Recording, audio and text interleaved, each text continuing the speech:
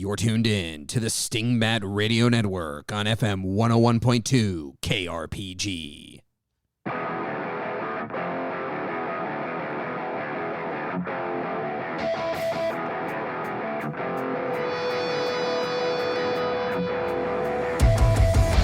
Welcome to Dungeon Master Diaries. This is a podcast about Shadowdark and other role-playing games. Other role-playing games where two GMs talk about the recent experiences at the table playing other role-playing games and hopefully give you something useful that you can take to your role-playing games. On the show today, we discuss other role-playing games.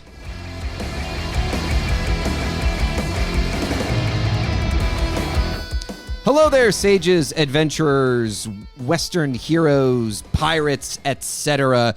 My name is Matt, and with me, as always, is my good friend and GM colleague, Jody. You like that? We're changing it up! I loved that, actually. It was diverse. It was interesting. It kept me guessing. It made me think about new things in the beginning. Right off the top, I have like a whole new thing to thing. Incredible. Well, today's episode focuses on the good and the bad. Bad, well, maybe not the bad, but the hardships of playing lots of different systems. So, Jody, why don't you take us to the multitudinous number of tables, please? I got my game on, dude. I was at some games. So, Friday night, this excellent gentleman across from me, Matt, was running some Deadlands. We fought a mutant preacher out of a hole in a western town and then debated whether we chased him down the hole or stayed in town with the ghosty folks. We don't know, but it was shenanigans in Deadlands in the weird Wild West. That was rad. The next day, I was running a system back in Saltmarsh. There was a wizard's tower. It was sinking or disappearing, and there was a giant sea serpent, and they may or may not have escaped with a boat, and now they're back in town doing stuff. And then the next day, literally, this is the next day, went and played, and I was a pirate with a kind of somewhat Swedishy Scand-Euro accent because that's what I rolled up, and I borged the heck out of the pirates, and the pirate ships was firing, and there was another ship on top of a tower on top of an island, because that's where ships go, is on top of towers if you borg your pirates, which I did. The next day, I spent the entire freaking day playing Warcrow Adventures, delving dungeons, and clicking away on an iPad with my wife at my side as we played a pair of adventures apiece, exploring toxic fog and gaining stain and taint from magic inquiries. It's as bad as it sounds. And then, Matt, I know you be running your kindly craw, sir, in the wildlands of... I got the pirate going now. There's no stopping me.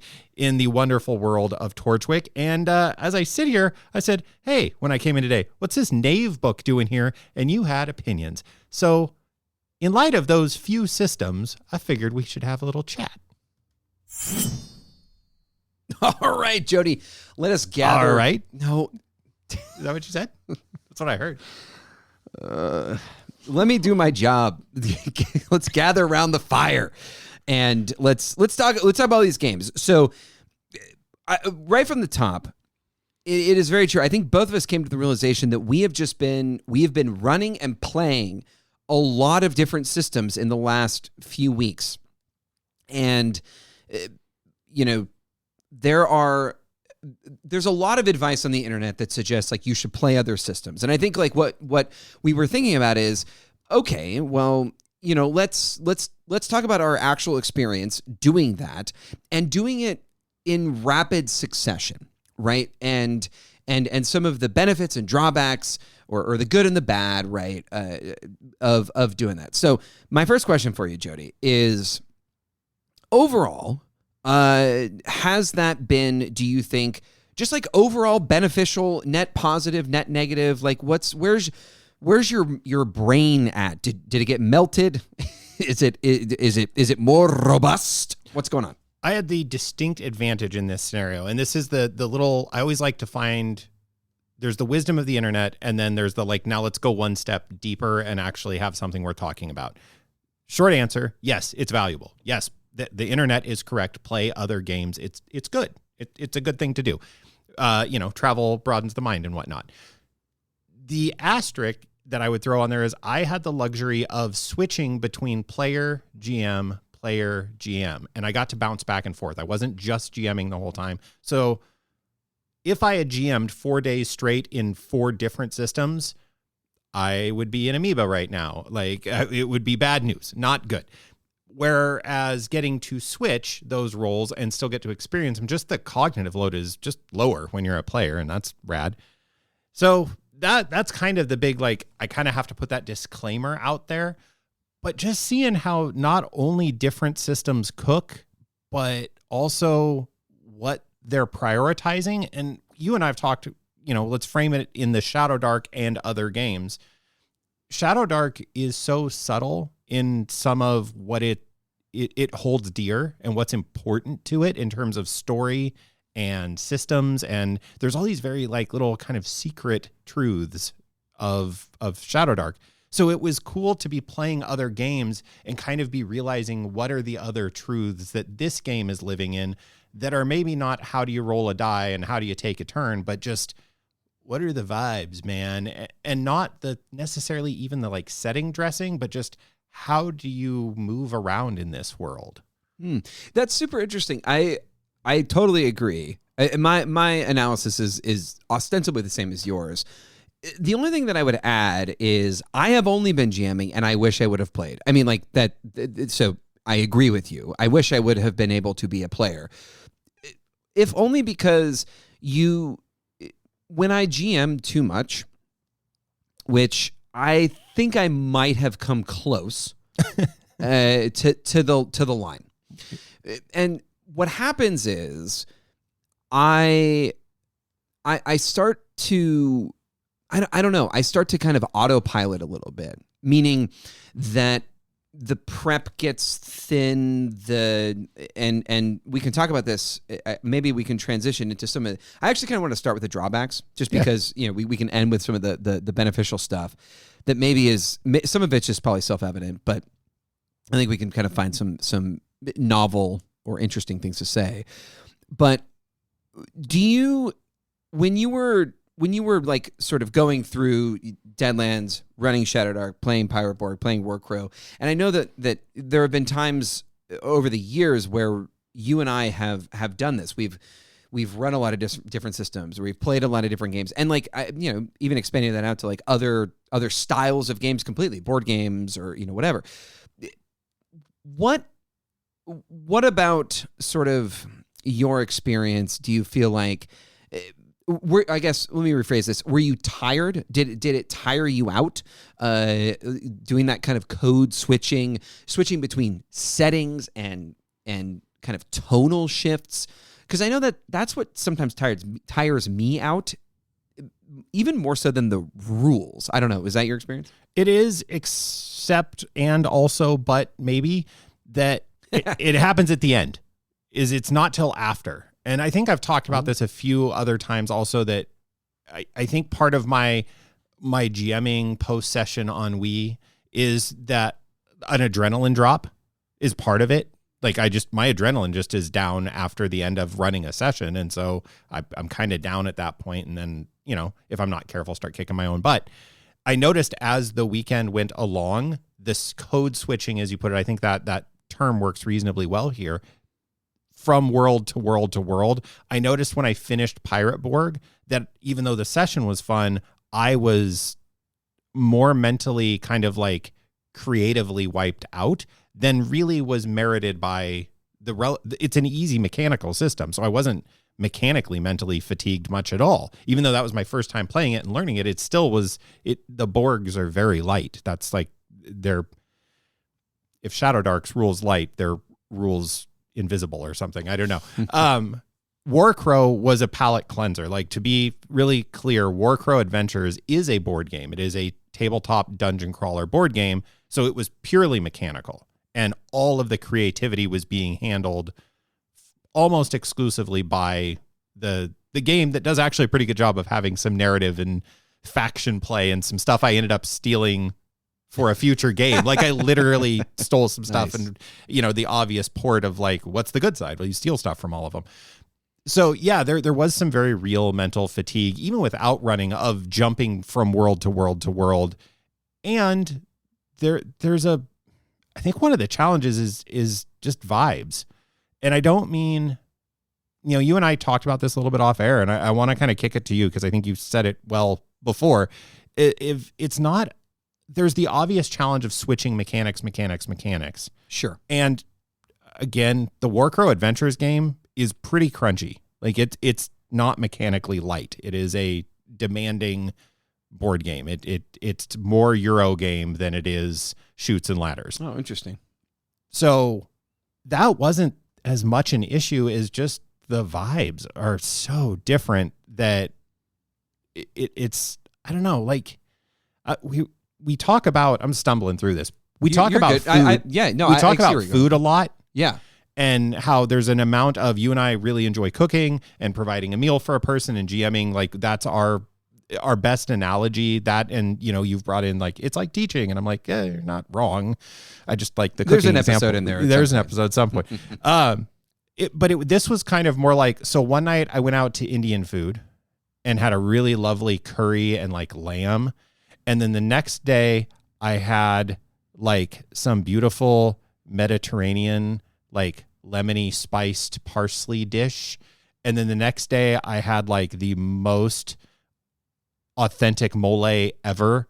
And then like the next day I had some just fat steak, American style with a wedge salad. And like at the end of that, were those all good? Yeah. At the end of it, I'm like, can I just have some like buttered toast, man? Like I'm kind of worn out. I don't know if that analogy is tracking for anybody, so maybe you can translate what I'm getting at. But sure, that palette switch was noticeable, and I think it is one of the harder things about system switching.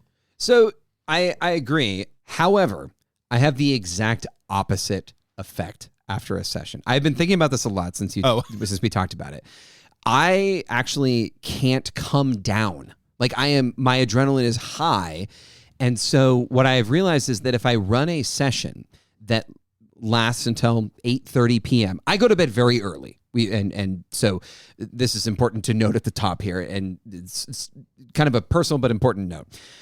I go to bed very early, and normally I go to bed 9:30 p.m. If I run a session until 8:30 or 8 o'clock, it dysregulates my evening in a way that I have not fully understood. And if I do it too much, it actually doesn't work with my sort of greater lifestyle. Your situation. circadian rhythms. It totally messes me up. So this is all kind of to say that I actually have the opposite problem.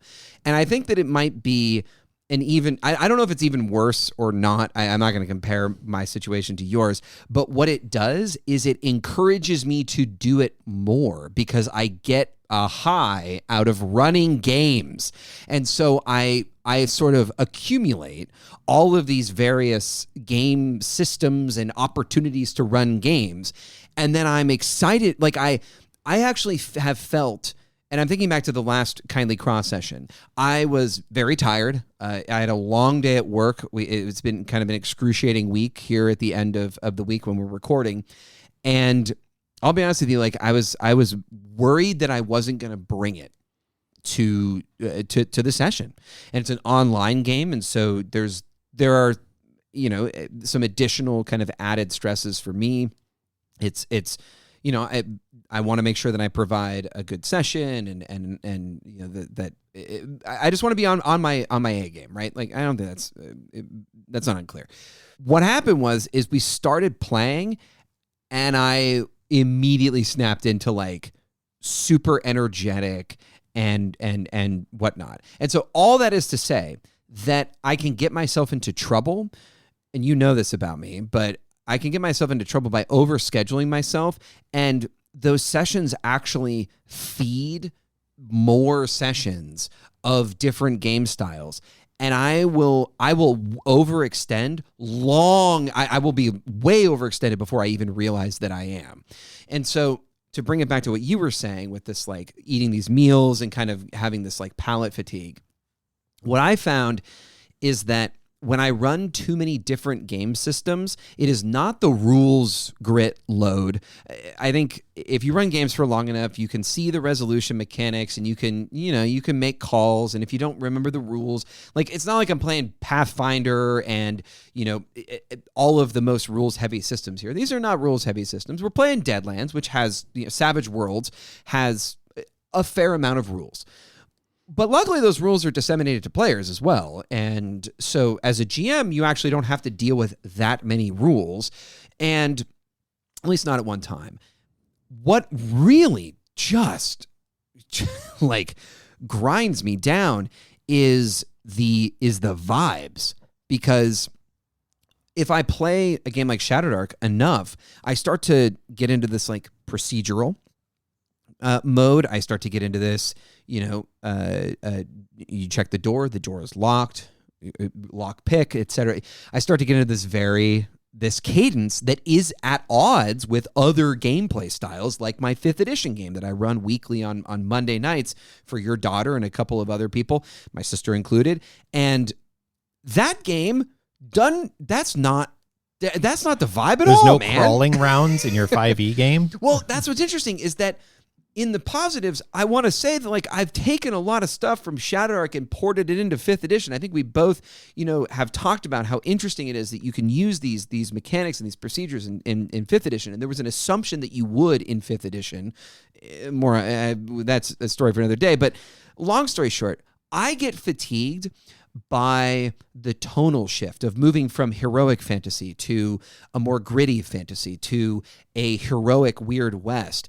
And I have made mistakes where I plan to or prep a session and plan to kind of be in a particular mindset, and it's not the mindset that the system wants.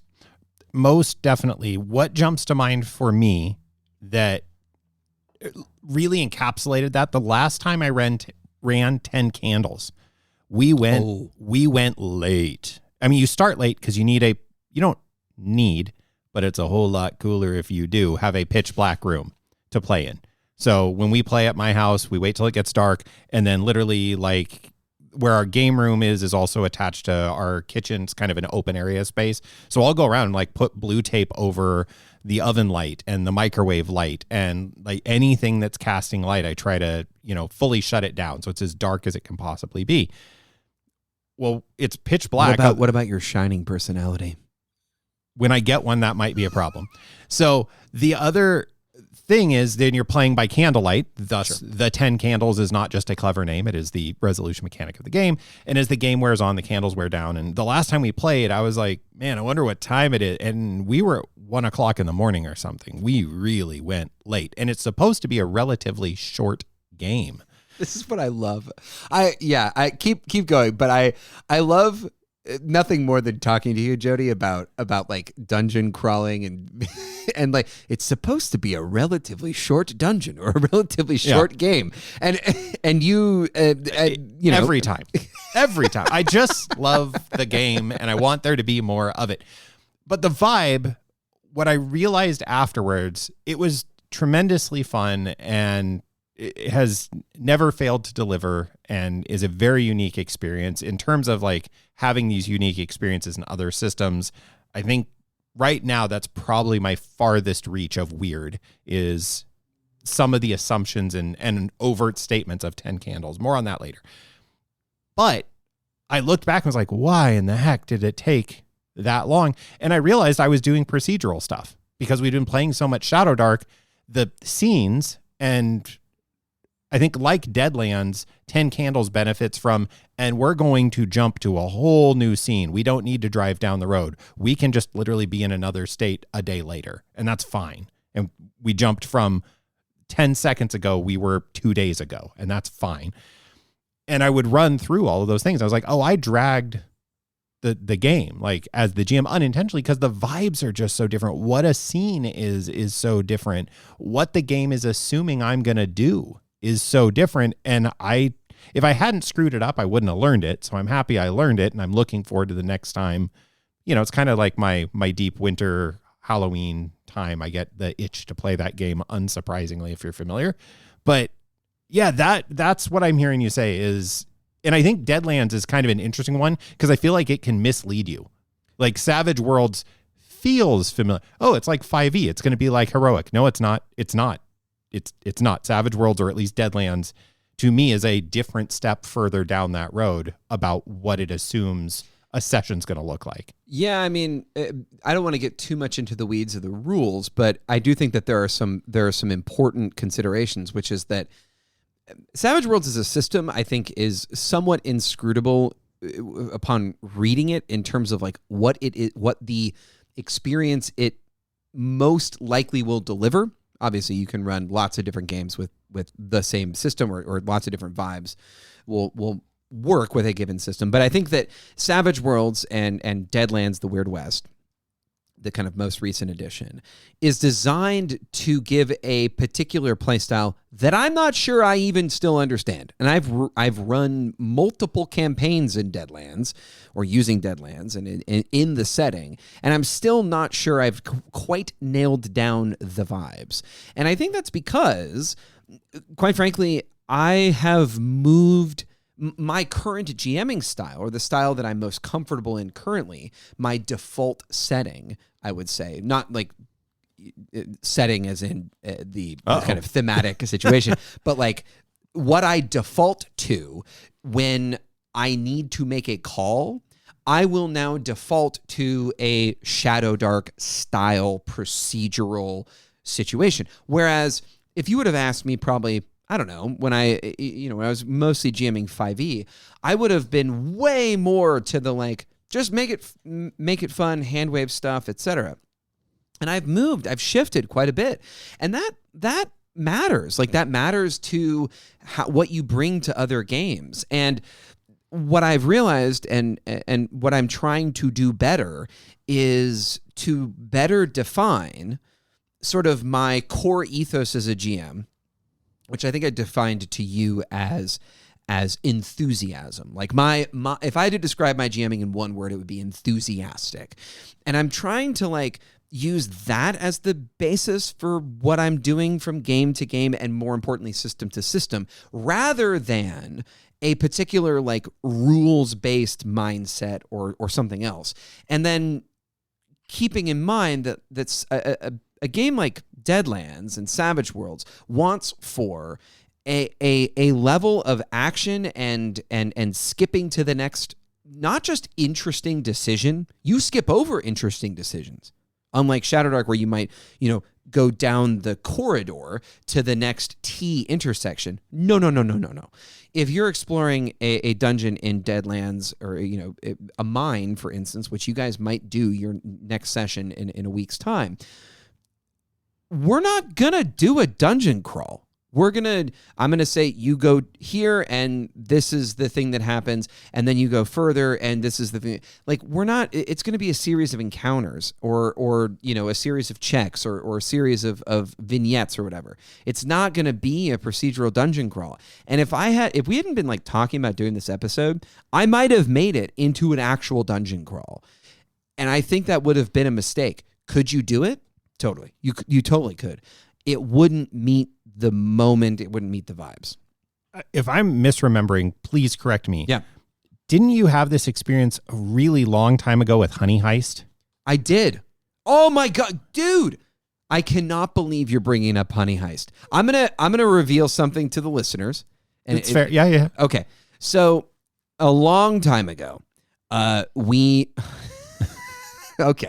long time ago, in another life, I'm speaking for a friend, a guy I know, a guy and their wives and of age daughter. Yes, hypothetically. Yes. Okay. Hypothetically, this guy I know, his wife, my wife, and this guy I know's of age daughter all took edibles and played Honey Heist, and I ran the game, and it. From my perspective, it did not go well.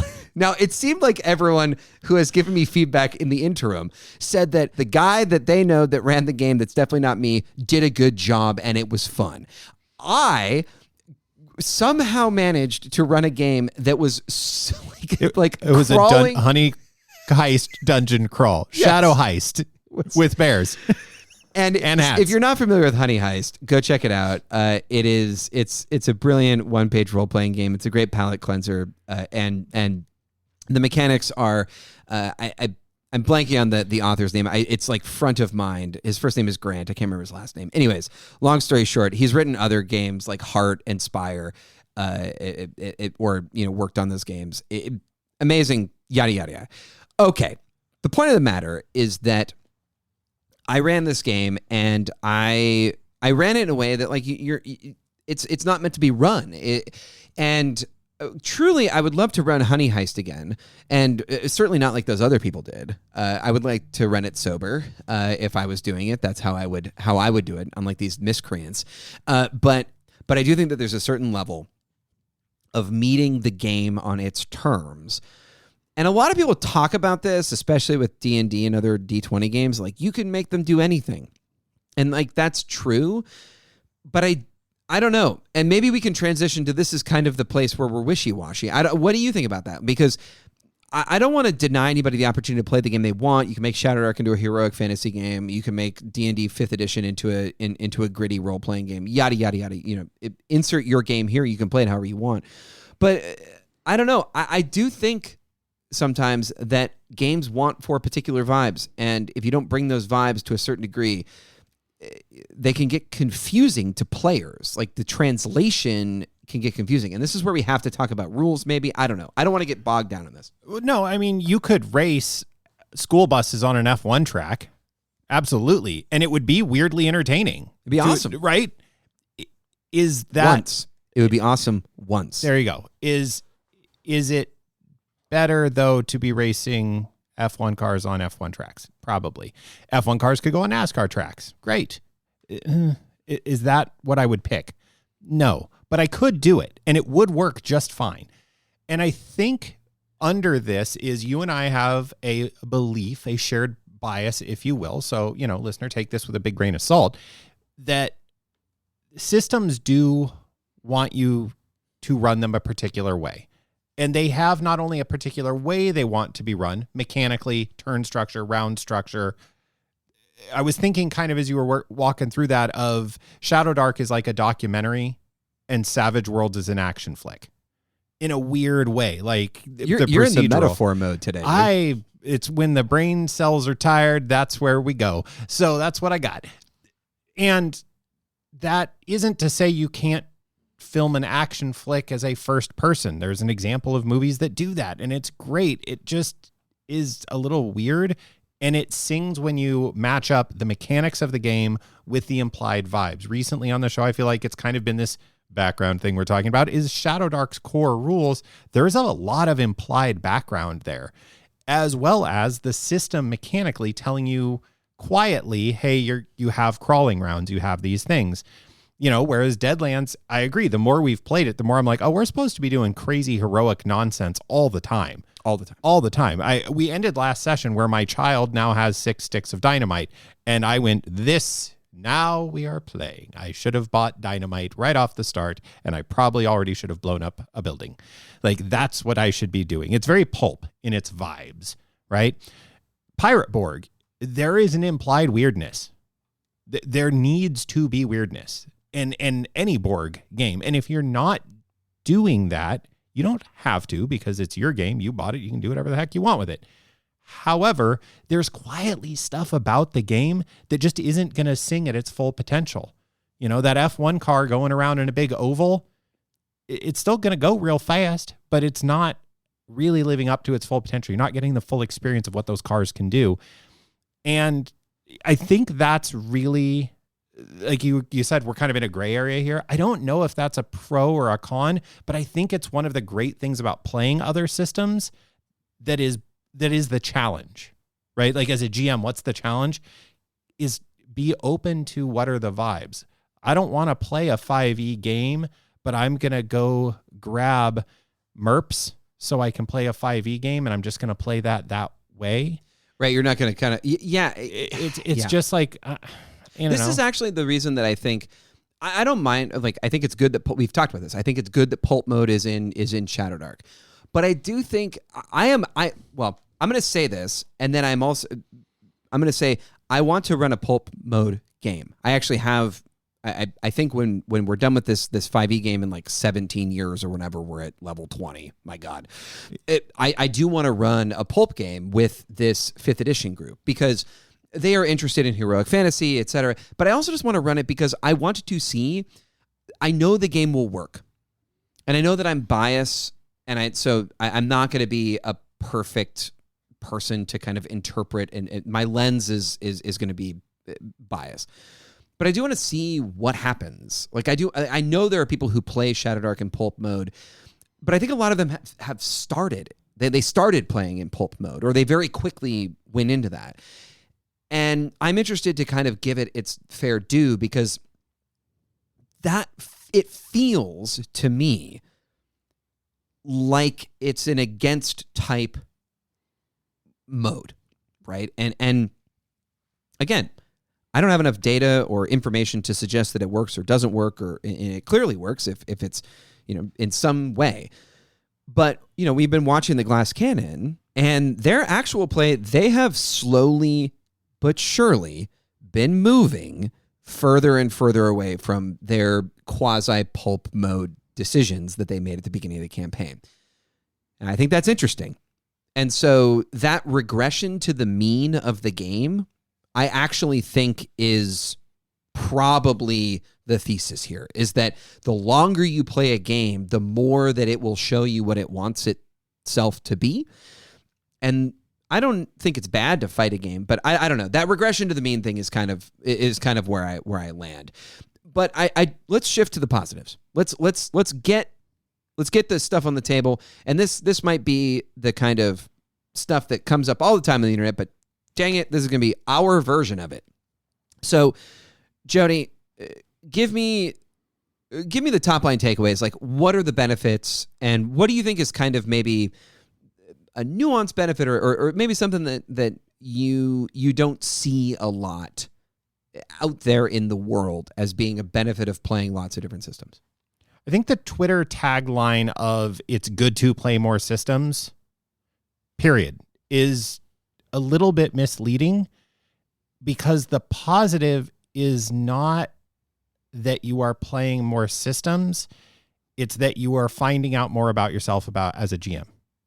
You are, per all the things we just talked about, you have to start stretching. The system will make you adapt to it eventually, because you will start bumping into these little weird edge cases that until you get out to the edge, you don't know they're an edge case. So I think that there is a true benefit to GMing multiple systems because it makes you explore new horizons as a GM. I default toggle setting squarely in the Shadowdarkian toggle. Yeah, I think you found the game that you have to change the least to run. Yes. And with that said, I also had to realize, 10 Candles ain't that game. It's just not. And when I'm playing Deadlands, I'm not playing that game.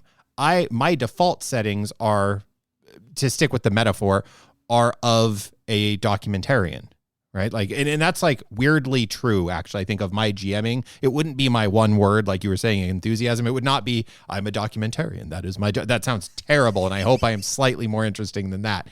But there's some good documentaries. There are some. And wow, that was a weirdly, unusually blanket statement. Yes, there may be some. I don't know about that. But there's our other podcast today in documentaries. There is a part of me, though, that really enjoys the looking through that lens of, behold the 3rd level fighter as he tromps to the mud across the grassy fields on the high road. What will he get up to? Alas, a lion lurks in the... Like, there's a part of that I'm like, yes, that's how I run. Okay, well, that's really weird in a game that is about, root and toot and 6-shooters. That's a very weird way to approach a root and toot and 6-shooter. So I think that's my... What is the takeaway? What's the juice for me is it demands me to stretch and then also be excited. A system we haven't talked about yet that I got crazy excited about and is on my... I don't know when, but dag nabbit, I'm running it, is Blades in the Dark. You ran Blades of the Dark. I got to play, which we got to flip this script and I got to start running some new stuff that you get to play in. Hell yeah. Is that, but I was immediately like, this is different and it's so different. It would make me GM differently. I cannot slip into documentarian. It will not work. Although somehow I managed to do it 10 candles. So, but I'm going to have to fight that. And I think that's the why is it good to run other systems? That's the why it's good to run other systems is you have to start seeing where you stretch to. And do you like Indian food? Do you like, Greek food? Do you like the food analogy sucked? Anybody who listened and you were like, this isn't how it is at all. And you were arguing with that. I agree with you. That was a terrible analogy. I think the food analogy is apt because I don't know. Sure. Let's go down this small little digression. Actually, look, you know what? I digest. No. Oh, that was beautiful. That actually made my day. I think the food analogy is apt, and let me kind of tell you why. Because I enjoy almost every session of every game that I run, even if I'm not as even if the session doesn't go as well as I would have hoped, or the game didn't really mesh with what I thought it like. I even enjoyed that honey heist session that I ran. I even enjoyed that. Even though I was disappointed in how it went or like whatever, but the food analogy works because sometimes you eat a delicious meal or something, sometimes it's not what you wanted. Like sometimes you just like wanted a burger. And I think for me, when I think about your metaphor, what I think is there are systems that for some people are just their comfort food, right? And that's where I think you live and where I live. And sometimes your comfort food changes, and sometimes maybe it is, not healthy to eat that food all the time. And this is where I think like the wisdom of the internet to run the same system, or that running different systems is good, is I actually think the inverse of it is something that I don't know. I don't know if I can say that running the same system all the time is bad because I've never done that. And I don't want to call anybody out, but I do think that in the same way that eating the same food all the time can eventually limit your palate, it sort of narrows the scope of your experience. I do think that other systems, especially systems that challenge your assumptions about what a role-playing game should be, I don't know, there is value in that. And that's where I see the positives for me, is it forces me to remember that like other people play games differently. And when when you see somebody on, Reddit or Discord talking about how they're running Shadowdark differently, and I get these like moments where I feel like, they're running it wrong, Joni. I must correct them. I think it helps to have played Blades in the Dark and Deadlands and 5th edition and all this, and realize like, oh, they're just doing it differently, and maybe I can give them some advice on how to consider the choices that they're making and where they will run into some problems, because I can actually empathize with this person and sympathize with their view. Like, oh, I know what you're trying to do. I see what you're trying to do. I see what system you might be trying to view Shadowdark through the lens of. And the only reason I can do that is because I played other systems recently. And I don't know. I'm going to make a claim here. I see this a lot with BX only people. Like I get this a lot from the OSE crowd of, we made jokes, and we have made jokes on the show before that's like, it's the best system, it doesn't need to be changed. Right. And yet everyone house rules the heck out of it immediately. But I do think that there are some gaming communities that really get locked into, this is the only system that I run. And there are reasons for that, because it provides the game that they want to play. Great. I still think it's beneficial to run other systems. And I think it's beneficial not because you're going to necessarily even enjoy it, but because it will help you be a more open-minded person about what other gamers who are playing your game are trying to do and what they're bringing to the system. I don't know. Does any of that make sense? 100%. I completely lost the food analogy. And we are well into the realm of philosophizing about games, but I don't know. Yeah, well, this episode was always destined for philosophizing nations. You made me think of, funny enough, personal experience. This is food, and then I'm going to move on to something else. Is I hadn't had McDonald's French fries in years and years and years.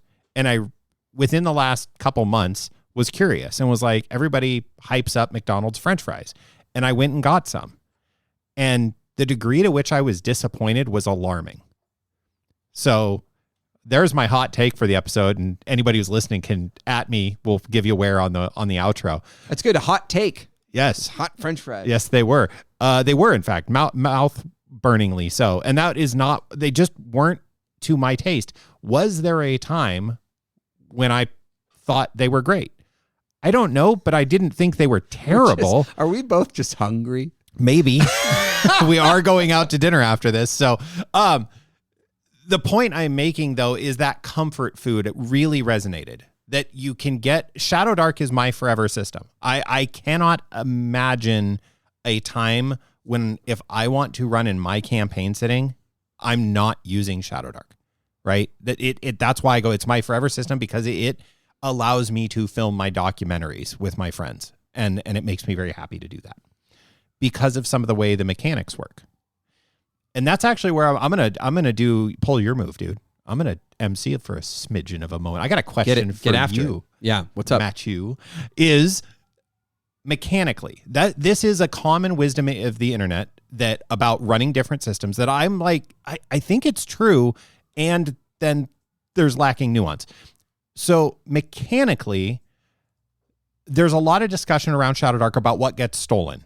Always on initiative is kind of the golden child, and rightly so. It's a valuable tool to consider. I'm choosing my words carefully there, that it is a valuable tool to consider using always on initiative. Any system can steal that. I want you to think about these other systems, Deadlands, 5e, your own unique spin that is trying to go raw with the kindly craw. Yeah. And then, like I said, I teased at the top, I came in and there's a Knave 2e book in here, and there's the monster guide that I'm getting the name. The Monster Overhaul. Monster Overhaul is sitting there. Mechanically, first off, touring systems and seeing different systems, can we say anything valuable about, like, it's good to see other systems beyond that? Yeah. And then is there anything specific, right? Is there anything specific, though, that you're like, as Shadowdark is our GM, that you're like, hey, I'm pulling in from other places that I think sits really comfortably at home in the Shadowdark environment. So, like, what can you pull into Shadowdark from the outside? A little while back, I talked about random table monsters where there's 6 different attacks and they have multiple attacks in a single initiative round. I did some of that a couple episodes back. We talked about it. My players continue to just slalom past every time I put one of those monsters in a session, to genuinely awesome moment, but also from a GM standpoint, they like weaseled their way out of a combat that I thought I had them like, no, you will fight this thing. And they were players about it and very clever and avoided it. But is there something mechanical you are shoplifting out of Savage Worlds, out of et cetera, Honey Heist. You definitely lifted something from Honey Heist. I don't know. This is why this is a very funny. The whole time you were doing the wind up to this question, I literally was going through some of my digital notes on Deadlands to think about. Man, I don't know. Here's what I'll say is, I think this is very hard because I truly don't think there are any mechanical or specific things that. This is why that last sort of. I don't know, sort of attempt to codify what you meant by this food analogy and stuff kind of got away from me, is because as we've been talking about this, what I have been realizing is that the current value that I see in running other systems is not to steal mechanics, which like you see all the time. And I think it's valid, but I've done that. Like I've stolen mechanics, and I have this whole Dolmen Dark conversion where I stole mechanics and was converting a bunch of stuff. And you did create some very dope overland travel and camping rules, my friend. Right, and those are a combination of the Western Reaches and the Dolmenwood camping rules and overland rules, and they're great, and I'm really proud of that whole project. But I think I'm in a different place, and I do think that there's mechanics that you can steal from other games, but that's not where my eyes are right now. Where my eyes are right now, and where my sort of focus is in actually running systems closer to their rules as written, which is a very strange thing for me to say, because I am the hack and slash sort of champion of like that's kind of how we started this show. Was I think like within the first 5 episodes, we're like, these are our house rules. Bah! And I look back at them, and I'm like, that I have changed from the kind of GM I am. Not that I don't believe in that stuff anymore, and not that I'm not hacking the game, but that I'm not going to other games looking for hacks or looking for rules systems. I'm going to other games looking for different experiences. And I want to see what the rules will do. And I want to find the experience that the rules are trying to push me towards, if that makes any sense. And so it's more of a treasure hunt for what is this game? Like, what is Deadlands? What is like the Savage Worlds Adventure Edition system? And what is Deadlands the Weird West? What is it? I don't want to make it into something that it's not. I want to see it for what it is. And I want to become a GM who can run different systems and run them well in the way that they're quote unquote supposed to be run. Man, I'm having a really hard time with this because I'm still changing stuff. Like I still don't like certain mechanics, so I'll drop them or use something different. But I'm doing that in the service of what I guess I think the system is supposed to be. So I guess maybe what I will bring this all back around to is that if you run enough systems, I guess you just become kind of a self-centered, like you, and that's kind of me putting a pejorative on it. I think I'm just more confident. Like I'm more confident that I can deliver on what the rules are telling me to do. And if there's any takeaway that I've had from this whole kind of last month of running different systems, it is that I can figure out how to meet what I'm looking for, what the players are looking for, and what the system is going to provide. I'm more confident in finding the nexus of all those things because I have tried and failed in this Deadlands campaign. Like there are some sessions, and one in particular where I was like, "Oh man, I really did not meet the moment there," and it was because I was trying to do something that the game system and the session and the campaign didn't want me to do. And I don't know. I don't know if there's any value in that, but I think that there's a confidence that you can gain from trying and failing to run other systems or finding out that you don't like them. And I think all too often GMs, myself included, man, you can attest to this. We get so wrapped up in running the perfect game and getting tied up in all the noodly business that I think there's a liberating part of running other systems, which is that you're gonna fail. Your proclivities and the things that you like are gonna run up against the system, and it's not gonna work. Like it's not gonna be what you and your players like or whatever. And I think oftentimes, and if you asked me a while ago, I would have said that's a negative, like that's a failure, or, I would have been worried that if I didn't provide a meaningful or a good session that players, I've said this on the program before, that like I want sessions to be great and I want players to have fun. I want them to come back, and I get worried about them not wanting to come back, et cetera, et cetera. But I think now, I think I can provide a baseline quality of session, and I can get a lot out of running other games that maybe don't actually vibe or gel with the group or me or both. I don't know. Does any of that make any sense? It extremely does for you, and I'm going to take this back to food. Clearly, I'm Jody. hungry. So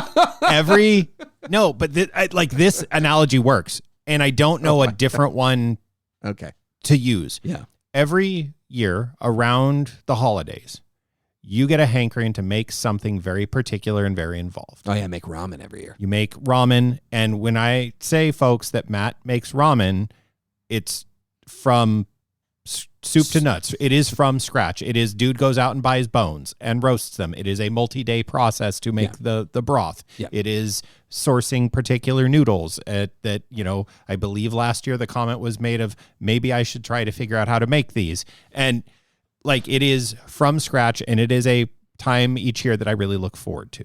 Now, it was important to you when you began this journey that you found a well-developed recipe to follow. Mm-hmm. A vetted, and I'm not going to say authentic. No. Yeah. But a reliable recipe that would produce a reasonably authentic, whatever that means in food. And that is Matt and I are very, I think safely can say you and I are pretty passionate about, like, that is a very loaded term in culinary world. So sure. I'm using that term very loosely in the very most informal, colloquial way, but providing an authentic dish that, like, this is. Now, that said, you produce an amazing bowl of ramen that I look forward to every year. Also, my mom, who is very Italian, makes the world's greatest marinara sauce, except if somebody else has an Italian mom of their own and they like their mom's sauce better. Watching my mom make sauce is infuriating, because what she will hand you for the recipe is only vaguely related to what she does at the stove. It's a LaCroix of a collaboration there. It is a brief whiff of similarity. Tomatoes are in both things. It's all vibes and just winging it. That is her default setting. She just knows it and it just sings. You went out looking for a ramen experience that could be produced to a particular level, but now you have your own little twists, your own little turns. And when you make other dishes with a rich and fortified broth, you have other little tricks in your toolkit that you can bring to that soup as well. And my ramble through all this food, if you'll bear with me just a smidge longer to bring this thing home, is that what happens is when you're playing a game of, I'm going to go to Blades in the Dark, and it is, no, we are doing scenes, and we are snapping to the past, and we are jumping to the future, and we are cutscene, and we are, heist movie classic moves. Also cool, grim, dark fantasy setting. And we're doing those things. There are moves, much like making ramen, where it's like, I need to roast the bones. Oh, and then because I've run that, I know that if I do that in the future, this will be the result. And I know if I want those pickled mushrooms, oh God, the pickled mushrooms. If I want those that's on, the real reason. That's all I wanted. I made some actually just to have in the fridge. They're just there. I know how to do that thing. And I think when you're touring systems and you're trying these different systems, your ability now is such that you can read a system and go, oh, I think it wants me to do this. And you start heading down the road of the recipe and go, oh, wait, I need to make this adjustment. I need to make that adjustment. Oh, this didn't turn out quite right, but now I know why. And I think that's one of those like deeper secrets of system touring, for lack of a better term. Sure. That is, you start, when I said earlier, like you stretch as a GM, you start learning how to adjust and season the soup. And then you start going like, oh, well, when I make, is that one last food analogy? Doggone it. Sorry. My mom can't make Mexican food. And it took me years to figure out why. She's an amazing cook. She had a catering business. She taught culinary arts and cuisine for years, and best marinara sauce you've ever had in your whole life, and meatballs. But her Mexican food is terrible. And the reason is the spices are too similar. They're just different ratios. And she's so muscle memoried from doing that one thing that when you went, oh, this is similar but different, her muscle memory default setting kicks in and you get Mexican food with very Italian vibes. It's sometimes good in its own way, but the vibes are wrong.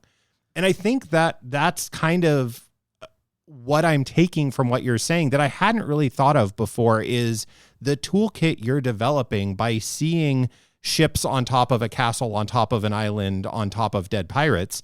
And when I go into a place with a tainted fog and the magic corrupts you and all of that stuff, or I go back to my home setting, literally I'm just learning how to season the soup differently. And I wouldn't get that if I just had a hamburger every week. I mean, that's a good enough place to end it. And I think you're going to find, Jody, that our sponsor this week is right up your alley.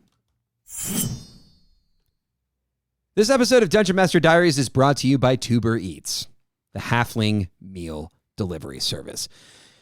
Jody, are you hungry? Oh, buddy. Has it been a long day? Oh, it's been a week. Yeah, it's been a week. It's been a long week. That's right. And you're probably tired. You've probably been, I mean, you haven't been crawling around in the dark, cheating death and discovering massive treasure hoards, but you've been working hard this week. I put in some hours, man. I earned it. Now, you don't have time to cook. You're a good cook. Thanks. You cook good meals. You're not going to cook tonight. Oh, hell no. No. And of course not. You don't have to, because with Tuber Eats, you can have delicious second breakfast, 11Z's, dinner, lunch, whatever you want on your doorstep within the hour. Because Tuber Eats is the best meal delivery service out there. And they don't just deliver your food. They make it fresh to order. Savory meat pies, honey cakes, roasted rooster, dumpling soup, you name it. My God, they have everything. Jody, what have you had recently from Tuber Eats that really just knocked your knickers off? My knickers have never been farther off. When I tell you, they were down the street. It wasn't the meal. It was the dessert. And it's not just for alliteration's sake. When I tell you that Knickerbocker pie knocked my block off, that thing was incredible. Woo! Woo! Woo! Get food delivered now, just like that Knickerbocker pie with no minimum order. I mean, and maybe you smoked a little bit too much pipe leaf and played a little honey heist today. Well, if you've got a hankering for something tasty, just use the code DMD when you order to get 10% off your first order. And they've extended this deal, Jody. Did you know this? They've extended the deal. This is for everybody now. Can I get a free dessert? You can't get a free dessert, but you can get 10% off your... you didn't listen! Tuber Eats. Tasty eats. Hairy feats. All right, Jody, let's bring this topic into the light. Some core takeaways. All right. I'm going to lead off with probably the most obvious one here. You season the soup with experience. That, you take what you've learned and then you just get a little more deft hand as a GM. And that if you don't have those experiences, you don't know how to season that soup. So, we covered it in the show. I'm not going to belabor it now, but I think it's valid. I'm a big fan of experiential learning. I mean, dude, that was such a good point. Diagnosing the problem, seasoning the soup. I love it. My first takeaway is you can make almost any system do almost anything. And you see this a lot online, and it does shut down discussions, but there is truth in it where you have to ask yourself, like, do you want the system? Do you want to do that with the system? And maybe you can, and maybe you even should, but it's a good question to at least ask. I do want to watch school bus racing now. I want to go look that up. Yeah, I mean, that sounds pretty cool, dude. It does sound pretty fun. Somebody's done it. Somebody's, for sure. All right, my last one, my last takeaway on this one is that Shadowdark is beautifully hackable. So despite what Matt told you, do go steal from other systems. Do go take their stuff and bring it back to Shadowdark. You want your weapons to have damage types? Doggone it, you do it, Sparkle Farts. Jeez. And my last one is... I said it earlier, but I think you got to be careful of regression to the system. I think every system is going to pull you towards some core experience, even if it's a broad experience, even if it's a very generalized experience. I'm looking at you, D&D 5th edition. This kind of, it can do everything, kitchen soup system kitchen soup, kitchen sink system. We're hungry. Do we mention? The system will regress towards a core experience, I think, and fighting that might just be too much. So consider that. Jody, why don't you get us out of here so we can go get some dinner? Dim sum. Oh, as the torchlight grows dim, we hope you're able to find something useful in this episode that you can take into a future games, plural. If you have any questions or unique experiences from your table that you'd like us to discuss in a future episode, you can email us at dmdiariespod@gmail.com with dim sum. You can also reach out to us via YouTube or Facebook, but best of all, in the Dungeon Master Diaries thread on the Shadowdark Discord channel. You can find links to those feeds and any other materials we referenced in this episode's show notes. Until next time, may your taverns be light and full of delicious treats. Dungeon Master Diaries is a production of the Stingbat Radio Network. It is produced by Jody Kropholler and edited by Matt Bruner. Our intro and outro music is composed by Christian Schuster. And Dungeon Master Diaries is an independent production, is not affiliated with the Arcane Library LLC. Shadowdark RPG is a product of the Arcane Library 2023. Hey, who's that guy? That's Eddie.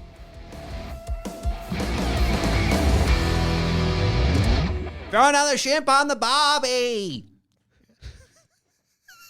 Another food reference.